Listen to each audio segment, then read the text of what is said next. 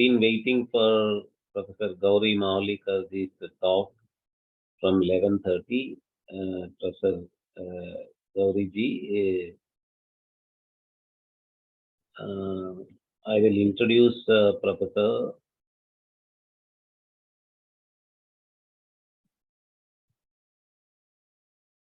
Gauri Mahulikar ji. She is now heading the center, Chinmaya International Foundation Research Center at Chinmaya International Foundation. She is the academic director of Chinmaya International Foundation, Ernakulam, Kerala, India. She was previously officiating Vice Chancellor and Dean of Faculty at Chinmaya Vishwavidyapith. She is also former head of Sanskrit Department, Mumbai University, and former head of Gurudev Tagore Chair of Comparative Literature, Mumbai. She has been regularly gracing our symposiums with her enormous erudite scholarship. Over to you, Professor Gauri. Thank you. Hari Om to all, to the panelists as well as the participants who have joined here. Since this is on Brahmasutra, I thought of having an invocation to Veda Vyasa himself. Vag vistarayasya bruhattaranga vela tatam vastuni tattva bodhaha ratnani tarka prasara prakaraha punatva sauvyasa payo nidhirnaha. So this is from Sankshepa Shariraka by Sarvajñatma Muni, how he praises Vyasa as he is a Sakshat incarnation of Jnana Shakti of Bhagavan Vishnu, as we all know.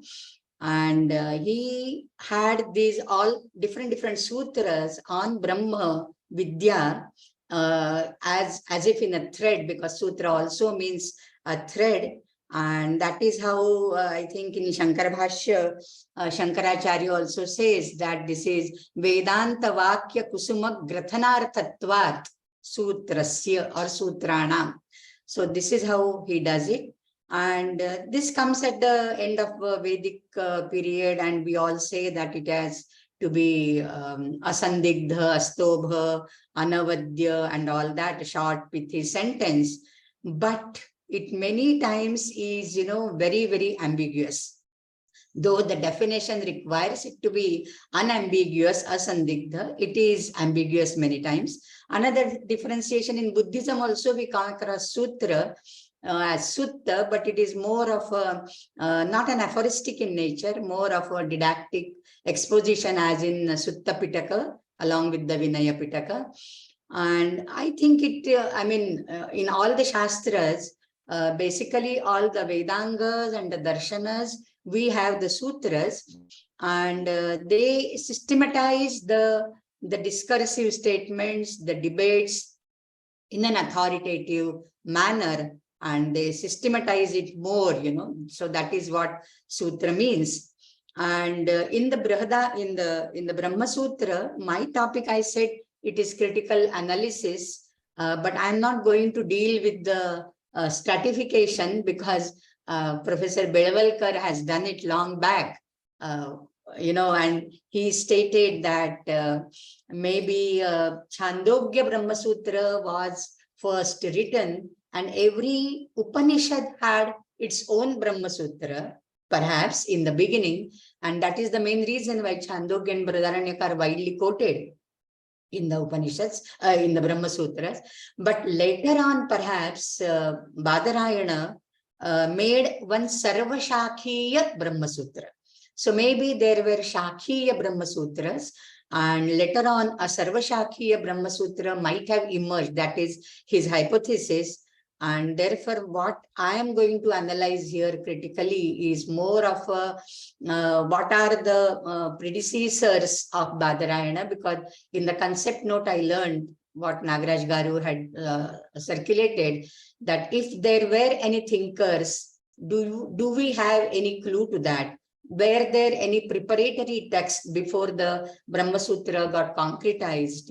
So some thinking about that, maybe the predecessors of Badarayana Vyasa and in his successors and predecessors of Shankaracharya, who is the ancient most available commentator now on Brahmasutras. So all these things and the concept of Chatussutri, how Brahmasutra Chatussutri made it famous all the world over, and in any area now we have a concept of Chatussutri, which summarizes like Ekashloki Ramayana, like Ekashloki Bhagavata or Mahabharata, you know, the Chatussutri will summit the entire philosophical tenet of that particular text. So this is what I want to have in my paper, in my presentation.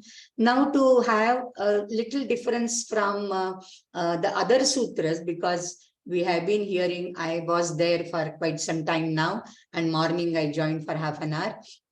So Panini wrote the sutras, and which are being researched even now today. You know, the latest is the Sunak, not Sunak, who is that Rishi? His thesis, and lot many discussions are going on. But he developed a meta language for that, Pratyahara, coined.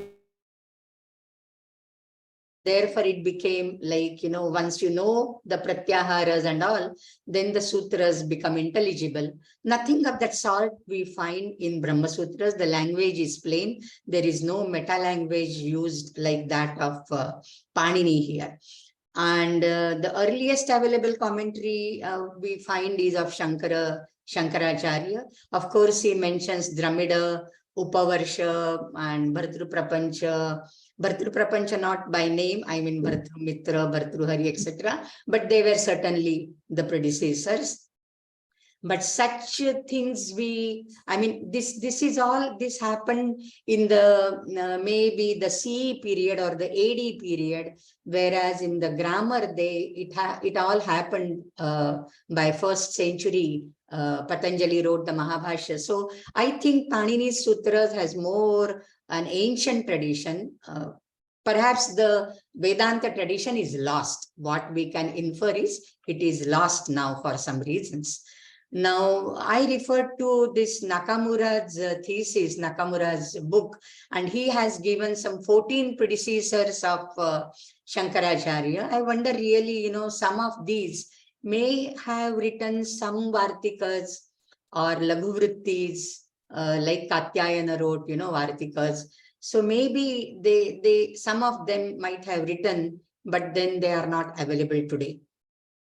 So except for the Karikas, Padacharya, the Paramaguru of Adi Shankaracharya, we don't have any Vedantic text before Panini, before Shankaracharya on the Brahmasutras. Of course, Karikas are not based on Brahmasutras, but they are based on Mandukya, one of the Upanishads on the basis, and Brahmasutras happen to be the Upanishad Navanita, so to say. So Brahmasutras are, you know, like the Dharma Sutras are injunctive in nature. I heard the Nagaraj Garu saying Vidhi Vakya. So the Dharma Sutras are Vidhi Vakyas. In that sense, Brahma Sutras, I don't feel they are Vidhi Vakyas. Vyakarana Sutras also, they are giving the rules for formation like that, or like Shrauta Sutras, which are, you know, like injunctive in nature. Prescribing certain rituals in a particular manner. So like that, we don't have Brahmasutras as injunctive in nature. Nor are they applicative in nature as Bhagavad Gita, for example, is, you know, it is applicative. So because it is called Nyaya Prasthana, they are more in a interpretative manner. As you were mentioning, hermeneutics is the main thing here, along with the Shruti, and that is the reason why, you know, Badarayana attaches more importance to logic, and we have an entire pada, Tarka Pada, in the 2nd chapter. So they are more interpretative than what injunctive or applicative in nature. That is the difference I feel in the other sutras and the Brahmasutras. Now the sutras, 555 in number, they are arranged in a particular manner. though the number is very less compared to the Panini's Sutras, 4,000. This is only 555, 1/4, not even 1/4, 1/8 of that. But the goal of Vedanta being moksha, the arrangement of the sutras in the chapters is, I think, something which is very special, very unique, and they lead to Phaladhyaya at the end. So this is a sort of a ladder of ascent, I think. So the first Adhyaya, Samanvayadhyaya, having some 100 and plus 130 plus sutras, that is more of, a Chodana, as we were saying. Brahma, what is Brahma, and what are its characteristics, what are its functional attributes, and all that thing. And if there are, different vakyas in the Upanishad itself regarding Brahma, how they can be reconciled. The Samanvaya internally can happen in the first chapter. The second chapter, a larger one, 150 plus sutras, that is to establish more, like Avirodha Adhyaya. So Vedanta in comparison to other darshanas, so it is not internally the Vedanta darshana, but with other darshanas, reconciliation of the statements there. The third is the sadhana, giving, the means to attain Brahma, to obtain Brahma. So third is still larger, more than 180 sutras, and Sadhana Adhyaya discusses mainly the gunas, the Gunopasamhara, as Madhva-bhashya would say it, and the means, basically the sadhanas to attain Brahman. And the fourth, a very short one, gives you the phala, the reward, which is moksha. So this is the ladder of ascent in a way. Now, while constructing this ladder in this particular manner, from the Chodana to the phala, was Badarayana the first ever thinker to do it, or he had any predecessors, and he had any text or some oral tradition which he had on the basis these 555 sutras? That is a thing to be discussed. It is said that Badarayana and Jaimini, they are quoting each other quite often. Many times Badarayana quotes Jaimini as a Purva Paksha, but sometimes it is the Siddhanta as well, especially in the Karyadhikarana, the end of, in the Phaladhyaya, we have Karyadhikarana. And when the Chandogya says that Enam Brahma Gamayati, the Chandogya statement, so Brahma Gamayati, whether this Brahma is a Karya Brahma, ahos with Parabrahma, iti tatra samshayaha, tatra samshaya sati Badarihi vadati tat Karya Brahma iti, kintu Jaiminihi tatra vadati Param Brahma eva iti. So there are very few such instances where Jaimini and Badarayana join hands in their Siddhanta Paksha. Otherwise, Jaimini is referred to many times. Perhaps they were, Badarayana was senior to him. Perhaps Jaimini was senior to him. I have no idea about that. But then, apart from this Badari and Jaimini, the other people, other thinkers who are referred to very commonly by both of them in the Mimamsa Sutras as well as Vedanta Sutras are Ashmarathya, Karshnajini, Kashakritsna, and Badari. Audulomi is mentioned not by Jaimini but by Badarayana. So these are the 4-5 thinkers. I think this will be a good exercise to see how and where they differed from Badarayana when he compiled the sutras. So Ashmarathya, for example, I got some information from the Wisdom Library also, from Google Swami, and it is said that he is a philosopher, and he is mentioned in the Ashvalayana Shrauta Sutra and Apastamba Shrauta Sutra. I'm sorry, I did not verify these references, where and in what context Ashvalayana and Apastamba Shrauta Sutra refer to Ashmarathya. But in the Brahma Sutras, I have already referred to, and especially in the Vakyanvayadhikarana, in the first chapter and the fourth chapter, if we see, these thinkers are quoted and they have their own opinions, and many times Badarayana doesn't agree with those opinions. So I feel for a study of the early thinkers, the study of the first adhyaya and the last adhyaya of the Brahma Sutra is more important.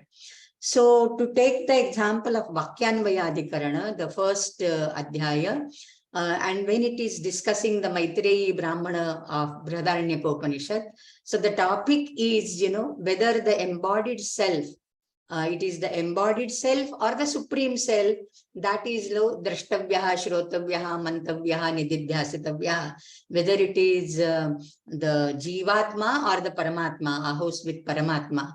So when this is the situation, then Ashmarathya is quoted here as pratidnya siddhehe lingam ashmarathyaha. First adhyaya, fourth pada, 20th sutra. So what is the pratidnya? Pratidnya is eka vijnanena sarva vijnanam. So eka vijnanena sarva vijnanam goes back, that mrittika ityeva satyam, and this is all vacharambhanam vikaro namadheyam mrittike ityeva satyam. If you know mrittika, all the as well as known. So what is that one principle by knowing which everything else is known? And Ashmarathya here is quoted that it is Paramatma, because otherwise the Pratidnya hi eta, there will be a badha for the Eka Vijnanena Sarva Vijnanam Pratidnya. So this gives a doubt in the mind whether Ashmarathya was really of this view, or only for the Pratidnya he made this point, this statement. So there is scope, when we say that the sutras should be asandigdha, yet there is lot of sandigdhata. Otherwise, on Badarayana's same 555 sutras, we would not have got 4-5 different, totally opposite sampradayas emerging. One is Kevaladvaita, one is Vishishtadvaita, one is Dvaita. The same sutras all acharyas are interpreting. So there is a room for interpreting it in a different manner. So there is a room, I feel, it is only Pratidnya Siddhehe, otherwise Pratidnya Hiyeta. So it shows that there is some sort of, Ashmarathya believed in some sort of difference between the embodied self, the Jivatma, and the Paramatma. At some point of view, we have this. And that is exactly taken over by Ramanujacharya when he interprets the sutras from the Vishishtadvaita tradition. Now, another philosopher is Karshnajini. Now, Karshnajini, we don't know much about him. He is referred to by Jaimini also in the Mimamsa Sutras. And Badarayana also. So it comes in the 3rd chapter in the Sadhana Adhyaya. Charanaditi che na upalakshanartha iti Karshnajinihi. So the topic under discussion, the Sutrakara is discussing whether the soul, when it takes the rebirth, comes down, it descends from heaven, is it on account of the residual karma, the karmanushaya, or something else? And then Karshnajini says, it is charana, the conduct. Why? Because he bases his Siddhanta on again the Chandogya, te yad yatha iha ramaniya charanaha and kapuya charanaha. So referring to that Ramaniya charana and kapuya charana mentioned in Chandogya, he suggests that the residual karma, it is residual karma because charana here refers to residual karma. Otherwise, charana would mean conduct. Charanad iti chet na. So charana would mean conduct. So if by conduct only they come back and gain the different births, if that you were to say, then Karshnajini says here in this particular Shruti, charana means karmanushaya. So there he is mentioned, Karshnajini, once here. And then perhaps somebody said that, I read it somewhere, that he was a philosopher and perhaps an author of law. Author of law is mentioned by this bharatdiscovery.org. So we don't know really whether he was an author of law. Now, Kashakritsna was another person, and Kashakritsniya Vyakaranam is famous, and it is edited by Yudhishthira Mimamsaka. I saw it on the net. So it is it's an published book, Kashakritsniya Vyakaranam by Ramlal Kapoor Trust. So he was basically a Vaiyakarana, basically. And Badarayana has placed his views as Siddhanta Paksha as a rejoinder in the Vakyanvayadikarana, the same one, Pratijna Siddhehe, and Avasthitehe iti Kashakritsnaha. That comes in the last, in the Vakyanvayadikarana, as Siddhanta Paksha. So we don't know much about Kashakritsna and whether he really thought in a different line or he was of the same opinion of Badarayana. We really have no idea. Now, Audulomi and Jaimini both are referred by Badarayana in the 4th chapter, especially in the discussion of moksha. What is the nature of moksha? The nature of liberation. And he gives his own opinion also later on. Jaimini says that from the reference in the Upanishads, it is evident the Mukta Jiva becomes established in the attributes of the Brahman, which the Brahman has. Like the Brahmena Eva, that is what he says here. And it is basically based on the gunas like Vibhutva, Apahatapapmatva, etc. of Brahman. Audulomi here refers to something else, and he says that the liberated soul becomes established in Chit, consciousness, as consciousness itself, because that is the true nature of the Mukta Jiva. So it is not the Gunotkarsha which the Jiva attains as Brahman has, but it is more of staying in the Chinmatra Swarupa, which is the real nature of Brahman. So these are the sutras like Chiti Tanmatrena Tadatmakatvat iti Audulomihi. And I have referred to Gambhirananda's translation of that. So after liberation, so these are the 2-3 opinions which he gives here. And then Badarayana reconciles, his Siddhanta Paksha when he gives, and the last comes Siddhanta, and he reconciles both the views of Jaimini as well as Audulomi, and stating that there is no contradiction in as far as the liberated soul established in the true nature of consciousness still possesses the divine majesty of Saguna Brahman. So Badarayana here is like praised as a guru of, a mighty intellect who directs his disciples to follow the tenets of the dharma, and he himself rigidly is practicing these dharmas.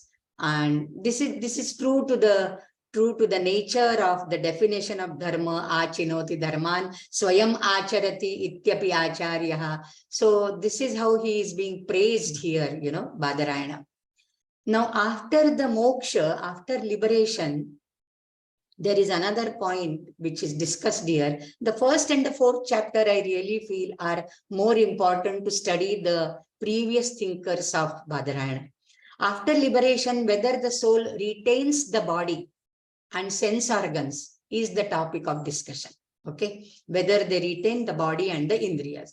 Now here again, Badarayana is seen to reconcile 2 contrary opinions of Jaimini and Badari. One asserting the existence of body, Jaimini says, and Badari is denying it by saying that with the body it will be as good as in the waking state, and therefore it is without body. And then Badarayana reconciles it, like Dvadashahavat, etc. So thereafter he independently gives his opinions like the liberated soul animates Pradipavad Aveshaha. That is the sutra by Badarayana. And he says that the liberated soul animates different bodies like a lamp. One lamp burning, lighting other lamps. Similarly, that liberated soul animates and motivates so many other souls.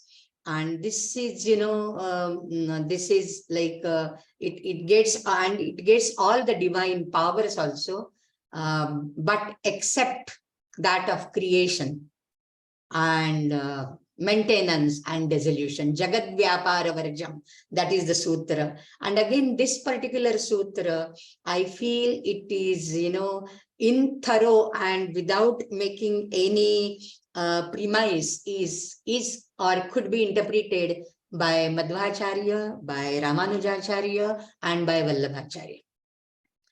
So, so this is what we talk about the predecessors of Badarayana, thinkers of these Brahmasutras after Badarayana and preceding the Shankaracharya. So Upavarsha is the one who is perhaps the oldest commentator on the Mimamsa Sutras also, and is credited. He is credited to having divided the Purva Mimamsa as Karma Kanda and Uttara Mimamsa as the Jnana Kanda. Otherwise, it would have been one particular text. And this is the opinion which is followed by Ramanujacharya in the first Sutra Bhashya only. He says that this is Dvadashadhyayatmakaha Purva Mimamsa Grantha and Chaturadhyayatmakaha Uttara Mimamsa Grantha. So totally it is Shodashadhyayika. And the entire Mimamsa Grantha per se, it starts with Athato Dharma Jidnyasa and ends with Anavritti Shabdat, Anavritti Shabdat. Paul Dyson also agrees to that, and many other scholars agree to this particular principle, but it is ascribed to Upavarsha, who first made this division of Purva Mimamsa and Uttara Mimamsa. But we don't have his works now, nothing is available, but we get only references in Shankaracharya, Bhashya and other Bhashyakaras also, with so much of reverence. Shankaracharya always calls him Bhagavan Upavarsha. So Upavarsha, he opposed the theory of Spotavada propounded by Bhartrihari and proposed Varnavada, and that is discussed by Shankaracharya in the first Adhyaya, third Pada. And Upavarsha is said to have the view that Brahman is the source, the ground, and the goal of the whole universe. We don't have any clue to that, which is supported by Shankara. Shankara quotes him, and therefore we have to believe, but we don't have any work of Upavarsha. So Varsha and Upavarsha, if we just search, then they are stated to be two brothers, and they are mentioned by name in Kathasarit Sagara as well. And Upavarsha was the teacher of Vyadi, Indradatta and Katyayana. That is, sometimes he is identified with Bodhayana. There are scholars saying both are one, and there are scholars saying they are two different people. And in that reference only, I heard about Kritakoti and Kritakotikara. I don't want to enter into this because I'm clueless on this. So in Dandi's Avanti Sundari Katha also, Bodhayana and Kritakoti are mentioned and are equated with Upavarsha. Now Bodhayana or Bodhayana, he is an ancient commentator of Brahmasutras. We know it for certain, though Shankaracharya doesn't mention him by name. All other Vaishnava Bhashyakaras, they do mention Bodhayana with great respect. The Mimamsa Sutras and Sankarshana Kanda, perhaps collectively called Kritakoti. The Brahma Sutra, Mimamsa Sutra and Sankarshana Kanda collectively were called Kritakoti, and Bodhayana's commentary on that was available to the earlier Acharyas, not to us today. And according to Manimekhala, a man called Kritakoti is listed together with Vyasa and Jaimini, and it is said that he believed in 8 pramanas, whereas others believed in 3, 4, and 6. Badarayana believed in 6, but he believed in 8. He is mentioned by Ramanuja in very clear terms, indistinct terms. Bhagavad Bodhayana Kritam Vistirnam Brahmasutra Vrittim Purvacharyaha Sanchikshipuhu Tanmatanusarena Sutraksharani Vyakhyasyante. So that is what that is how he starts, before he starts even the Bhashya on Athato Brahma Jignasa. So Vedanta Deshika, in the same parampara of Vishishtadvaita, he feels that Bodhayana and Upavarsha were the same, and Upavarsha was, Bodhayana was the name, and the Gotra could be Upavarsha. So that is what Vedanta Deshika also says. We don't want to have this controversy, whether they are one or they are different. However, others feel that they are two different thinkers, and normally Shankara rejects Bodhayana's views, whereas Ramanuja accepts these views. That we can know for certain. This is perhaps the reason why Shankara doesn't mention him by name. There are many thinkers mentioned after Bodhayana also, Bodhayana, I said that Vaishnava Acharyas mention him with name and with great respect. Yamunacharya has given a list of thinkers of Badarayana. No, he has given a list of thinkers who preceded Badarayana, and the list goes like, there is a long list here, and but I won't. Yadyapi Bhagavat, in Siddhitrayam, Yamunacharya writes, Yadyapi Bhagavata Badarayanena idamarthanyeva sutrani pranitani vivritani cha tani parimita gambhira bhashina bhashyakrita vistritani cha tani gambhira nyayasagara bhashina bhagavata Shri Vatsankamishrenapi tathapi Acharya Tanka Bhartru Prapancha Bhartru Mitra Bhartru Hari Brahma Datta Shankara Shri Vatsanka Bhaskaradi Virachita Sitasita Vividha Nibandhana Shraddha Vipralabdha Buddhayaha Na Yathavad Anyatha cha Pratipadyante iti Tat Pratipattaye cha Yuktaha Prakarana Kramaha. So why Siddhitraya? He starts explaining all that because despite all these great acharyas having given their opinions on that, there are vipratipattis, and therefore you come to me, I will give you the correct interpretation. That is what Yamunacharya says, and he has referred to all these acharyas. Now Shankaracharya also refers to Bhashyakrit and Shabaraswamin and Upavarsha in the same sutra, in the third adhyaya, third pada. This is 53rd sutra he refers to. This is Eka Atmanaha Sharire Bhava Ita Evacha Akrishya Acharyena Shabaraswamina Pramana Lakshane Varanitam Ata Evacha Bhagavata Upavarshena Prathame Tantre Atmastitva Abhidhana Proktau Sharirake Vakshamaha Iti Uddhara Kritaha. So these are the quotations. For quotations I am referring here. I have written down these. So while establishing the separate existence of the self other than the body, Atreya Brahmana, Atreya Brahmanandi, that is Tanka, he was Atrigotrotpanna, and therefore he is called Atreya Brahmanandi also. He wrote Vakya on the Chandogya Upanishad, and Dravidacharya embellished it with his commentary.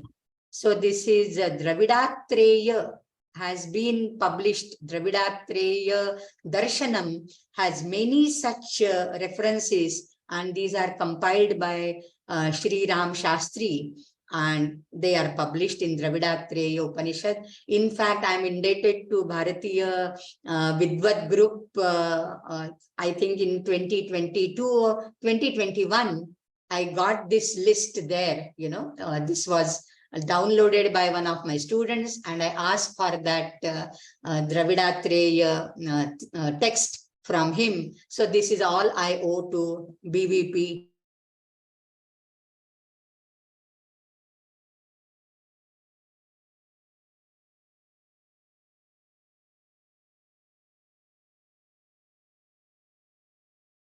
Sometimes called Dramidacharya also. And interestingly, Ramanuja, Vedanta Deshika, Bhaskara, they have also borrowed from Vakyakara and Bhashyakara. many times, like Dhruva Anusmritihi, when he says Ramanuja in Shri Bhashya, he quotes Vakyakara only. So everything he quotes, Upasana to Tadvedanam Asakrit Veditavyam Upasanam. For that also he will quote Vakyakara. So in fact, Ramanuja's interpretation of the word kapi in the controversial statement of Chandogya, Tasya Kapyase Vakshini, that interpretation which he gives is based on the Vakya of Tanka. That kam nama jalam, jalam pibati iti kapihi nama suryaha, tena asyate vikasyate iti kapyasam nama kamalam.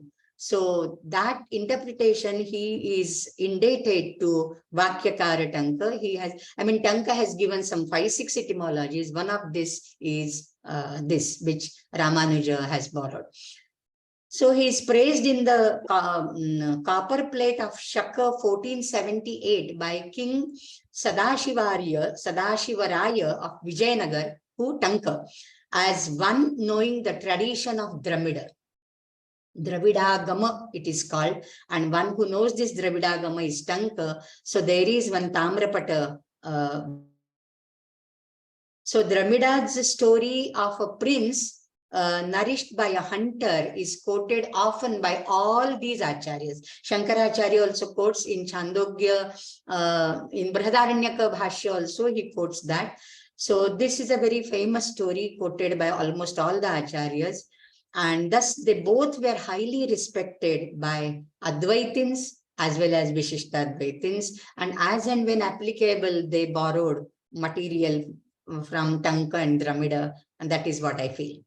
Now, Bhartru Prapancha, Bhartru Mitra, Bhartru Hari, etc., though they preceded Shankara, they are not referred to by him very clearly. It is Govinda Bhagavatpada was Shankara's guru, but his works are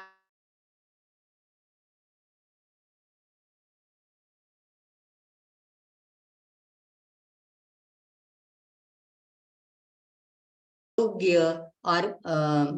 Chandogya Brahmasutra. We don't know. This is Chaturadhyayika. He mentions in Sarvasiddhanta Sangraha, Shankaracharya mentions Bhashyam Chaturbhiradhyayaihi Bhagavat Pada Nirmitam. But where is that Bhashya? We don't know now. Chakre Vivaranam Tasya Tad Vedantam Prachakshate. So there is a clear reference in Sarva Vedanta Sangraha, Sarva Siddhanta Sangraha, but we have no, the Bhashya itself of having 4 adhyayas is not available to us today. Now coming to the concept of Chatussutri, Chatussutri is something like Ekashloki I was referring to, like Ramayana, Mahabharata, Bhagavata, Ekashloki and all that. And the important events of the epics are summated in the single verse. Similarly, the main principles of the Vedanta are given in a nutshell in the first 4 sutras, collectively known as Chatussutri. So these initial sutras of Badarayana, traditionally called as and very popular as Chatussutri, these contain all the fundamental principles stated in the Brahmasutra. Athato Brahma Jidnyasa will give you, in fact, if you see the Shri Bhashya of Ramanujacharya, the first Sutra Bhashya having 84 paragraphs, when it is divided into paragraphs by the Bhandarkar edition, it is 84 paragraphs, such a lengthy Bhashya on the very first sutra. All the important tenets of Vishishtadvaita come into that. So these contain the essence of all the fundamental principles. Of course, for Shankara Bhashya, it is not true to that extent. But when I read Vishishtadvaita Bhashya, I think first Bhashya is good enough to have all the principal tenets. Later on, the 4 sutras collectively represented the key. They are as if, playing a key to understanding the philosophy or dictum of any cult. It got extended to any other text. And now recently we have Nitin Sridhar coming up of Chatussutri of Manusmriti as well. So this is Chatussutri, the concept became very popular because of Vedanta. And a student of Vedanta can study just these 4 sutras from the commentary of Shankara, Ramanuja, Madhva, or Vallabha and claim to have known all the rest. Eka Vijnanena Sarva Vijnanam. In that manner, Chatur Vijnanena Sarva Vijnanam. In Sri Bhashya, Ramanuja has explained all the tenets of his Sampradaya in the Laghu Purva Paksha and Laghu Siddhanta and Mahapurva and Mahasiddhanta. He has given entirely the principles of Vishishtadvaita. So here the meaning of the sutra as a thread of continuity and concise statement, that also works indeed. So so this is what Chatussutri is famous for, and telling something in short, abridging or précis writing, that is like we say when a person is going on talking, we ask him to, can you conclude or tell it in sutra form? Sutra Rupani Sangal ka? So sutras becomes like, like a nutshell. In a nutshell, you give something. So that is sutra. So this Chatussutri got famous for this. And in that thread, you can, embed later on any amount of beads. But now you tell me in sutra form. So I'm also concluding now in sutra form. So this is like Badarayana reconciled so many statements in one text in a, so to say, impartial manner. Because if we read only the Badarayana Sutras, irrespective of the commentaries, one after the other, the 555 Sutras, we don't have any clue whether Badarayana really was a Kevaladvaiti or a Vishishtadvaiti. Perhaps not Dvaiti, but more so to Vishishtadvaita, to certain extent. That was what I was taught. So he has tried to reconcile the different statements in an impartial manner, and almost, this got a status of Upanishad. And because Badarayana quoted very frequently and profusely from the 10 Upanishads, later on they also became known as the Mukhya Upanishads. Of course, Shvetashvatara, Jabala are exception to that.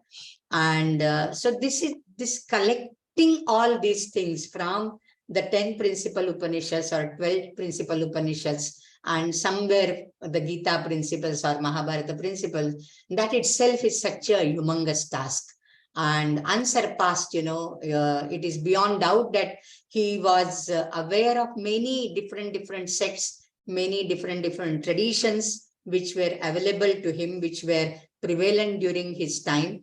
And so so that is one thing. And as it was quoted by my previous the speaker Srinivas ji, he quoted from the Shastra Yonitvad Bhashya, right? So one who composed the text must be having more information than what he has expressed. Similarly, we can just infer Kaimutika Nyayena what could be the prajna of Badarayana.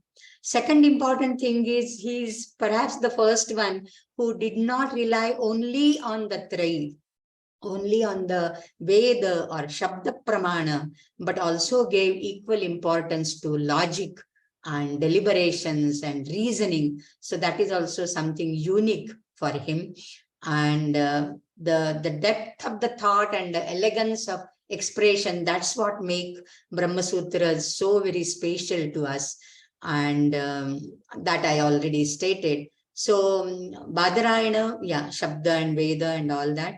So one more thing, like Vyakarana Sutras could be intelligible once we know the coined terminology or the Paribhashika Saudhnya like Pratyahara and all that. So Iko, Yanachi, Ik, Yan and Ach. If the Pratyaharas are known, the Sutra becomes intelligible. But something like even Janmadhyasya Yataha, for example, I have given an example of Kampanat, that is in the 4th chapter, and that is in the 1st chapter, 3rd pada. But Kampanat is too vague a word. Kampanat, AJH, it is Kampana. Kampana of what? Whom? What does it result into? This is too vague. But something like Janmadhyasya Yataha also, how would you interpret the pronoun Asya? Asya stands for what? because the earlier sutra is Athato Brahma Jidnyasa. The second sutra is Janmadhyasya, Ataha, so Asya and Yataha. So without commentary, you know, they are very, very unintelligible, and hardly, I mean, we can make any sense out of that. And therefore, other sutras, I don't know, but some of the Vyakarana sutras could be intelligible if you know the meta language, but Badarayana sutras are totally unintelligible if you don't have a commentary on that. And this makes more, you know, like sometimes confusing, because I would like to share only two. Can I share something? Please do, please do. Yeah. So only one screen I want to share. We have prepared. I have prepared one appendix to this. You know, like repeated sutras. There are so many sutras which are repeated. The same sutras. So by reading the sutras, they occur in different adhyaya, different adhikarana. How are you going to interpret that? So when we say that Badarayana sutras become unintelligible by themselves, these are the examples. Apicha smaryate comes 4 times in different contexts, from first chapter to third chapter. Shritatvacha, smaranticha 3 times, smriteshcha, Ubhayathacha dosha, and these are exactly the same. There are more than 130 sutras which have 1 or 2 words similar. So how are we going to interpret that? So Gauri asambhava darshanacha. I mean, this is too commonly used word. How will you interpret? Darshayati cha, swapaksha doshacha. So these are some 24 which are exactly the same, and the similar sutras, not same sutras, but similar sutras, anavascha, anushcha, ataevacha, these words are common. Ataevacha nityatvam, ataevacha sarvani anu, ataeva. So many are there, you say more than 130 or so. So that makes it more unintelligible, I feel, and therefore the commentaries, whatever paksha you 130, yeah, whatever cult you belong to, Advaita Vedanta, Vishishtadvaita, or whatever, unless you have a commentary, such sutras become, you know, they push you into oblivion. You are totally in dark. You don't know any head and tail out of that. So with this, I stop, and I thank profusely Nagaraj Garu and Srinivas ji and all the entire team at INDICA. I have been a frequent visitor to INDICA platform. I think just 3 weeks back, there was Nirukta and Megh ji is also here. So thank you profusely. This gave me an opportunity to go deeper into my topic, Vedanta, which, you know, like I don't study much here, I don't teach here, but then this gives opportunity to read more and more. Thank you. Hari Om. Thank you, Gauri. Your profound and erudite scholarship has always enriched our platform, and today was one such occasion again.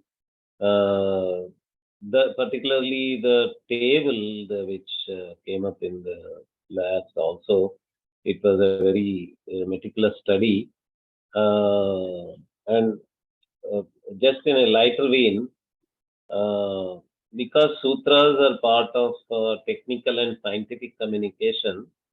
In our science classes, we used to count how many times a particular teacher uses this kind of science-specific expression. Say so, therefore, hence, kind of expressions, they get repeated in the class. And we used to say, oh, today this many times therefore, this many times so, this many times hence. So because it's a scientific work, apicha and all such expressions, so they get repeated. I think that was a very meticulous observation from you. And all the, particularly the previous scholars and their names, how they appear, how they form part of a sutra structure. That was really very useful.